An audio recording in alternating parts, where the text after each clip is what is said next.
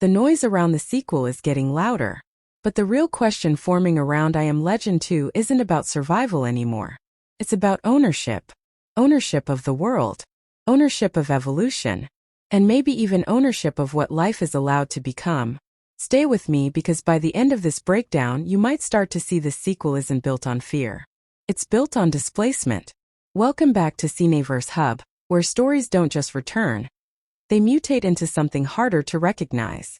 For years, the legacy of the original story lived inside one powerful image. A man standing alone against the end of the world. A scientist who believed knowledge could rebuild civilization. A final stand that felt like closure. But the sequel isn't continuing that legacy. It's dismantling it. Because the version of the story moving forward isn't about sacrifice. It's about survival and the consequences that come with it. Neville doesn't die a hero remembered by history. He survives long enough to watch history move past him. And that shift changes everything. Because survival means reflection.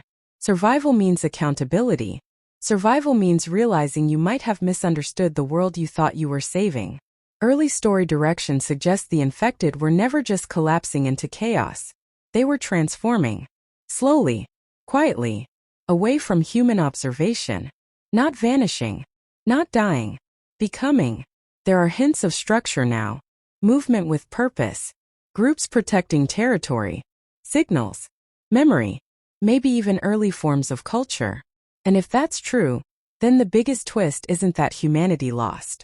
It's that humanity may no longer be the default. The world outside abandoned cities isn't dead. It's rebalanced. Nature didn't wait for permission. It reclaimed everything. Glass towers wrapped in forests.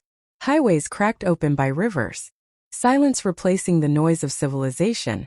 Not as absence but as reset. And into that world steps a new generation. Someone born after collapse. Someone who never experienced the world Neville is trying to preserve. Someone who doesn't see ruins, only ecosystems. To this generation, the infected aren't nightmares. They're part of the environment. Part of the new normal. And suddenly the conflict isn't war. It's perspective. Was the cure an act of salvation? Or was it the first attempt to stop evolution from happening?